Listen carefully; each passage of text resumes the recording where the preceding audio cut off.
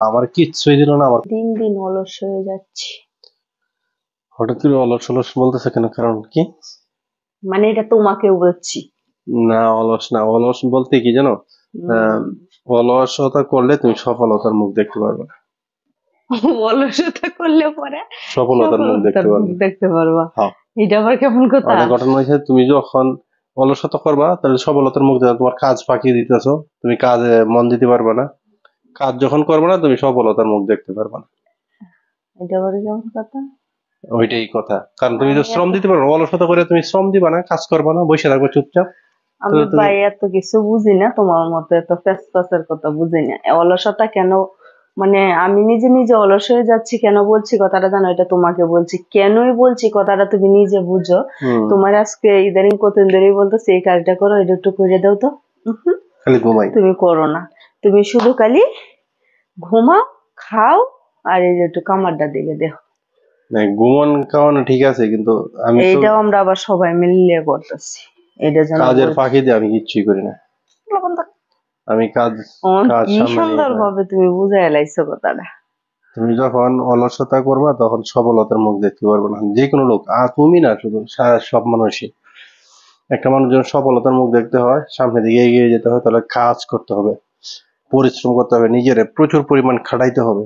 তাই? তখন সে সামনের দিকে এগিয়ে যেতে পারবে। আরে আমি অলস হয়ে যাচ্ছি বলছি, অলসের কথা বলছি, খালি পেঁচের কথা হচ্ছে কেন আজকে? ওইটাই। আর অনেকেই দেখবেন যে বলবে যে আমার ভাগ্যটা খারাপ, আমি জীবনে কিছু করতে পারলাম না। আর এগুলো কখনো বলবে না, এটা ওইটা আমিও হচ্ছে ভাগ্যটা সমালোচনা খারাপ করি বলে। কথাটা। অনেকে বলে ভাগ্যটা খারাপ, কিছু করতে পারলাম না। এটা ব্যাপার হচ্ছে নিজে কাজ করবে না, শুধু শুধু ভাগ্যরে দুষবে। হুম, মানে নিজে চেষ্টা করে যেতে হবে, ঠিক আছে? ভাগ্যকে দোষলে কোনো লাভ নেই। আল্লাহ তাআলা যা করে সব ভালোর জন্যই করে। যেমন মানে আল্লাহ তাআলা কেমন ভালো করছে বুঝতেই পারছি, আমার একটা ভালো বোধ দিচ্ছে, বুঝতে পারছেন? খুব অলস হয়ে যাচ্ছে, এর জন্য বলছি। আল্লাহ তাআলা যা করে সব ভালোর জন্যই করে, বুঝছো? খারাপের আপনি জন্য করে যখন না। নিজেরে পরিশ্রম করে খাটিয়ে নিয়ে তুলবেন, হুম, তার কপালটা দুষতে হবে না। ভালো হবে, হ্যাঁ। তাই মানে না? পরিশ্রম করলে পারিশ্রমিক পাবেন নিশ্চিত।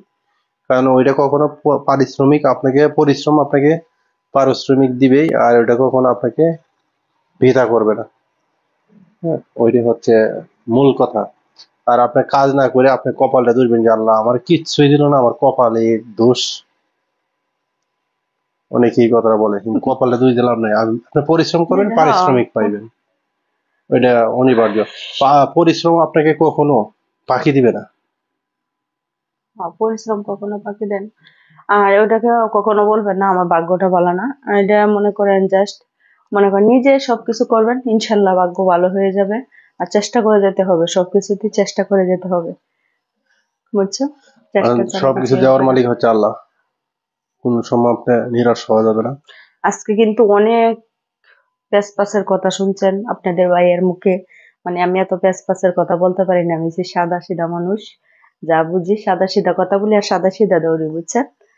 আর আপনাদের ভাইয়া অনেক কিছু বলছে আজকে, অনেক সুন্দর করে কথা বলছে, শুনেন সবাই। আর দেখেন ঘরের ভিতরে গরমে অবস্থা খারাপ, আজকে তো প্রচুর রোদ্র উঠছে। মানে রৌদ্রই কি আর দরকার। বলবো, আজকে এই পরিমাণ রোদ্র উঠেছে। গরমও তো মারাত্মক। প্রচুর। আর যে যেখান থেকে আমাদের ভিডিও দেখেন, অবশ্যই ভালো থাকবেন, ভালো নিরাপদে থাকবেন থাকবেন। সবাই। ছেলে মেয়ের খোঁজ খবর নেবেন, কোথায় যাচ্ছে। সবাই ভালো থাকবেন। আল্লাহ হাফেজ।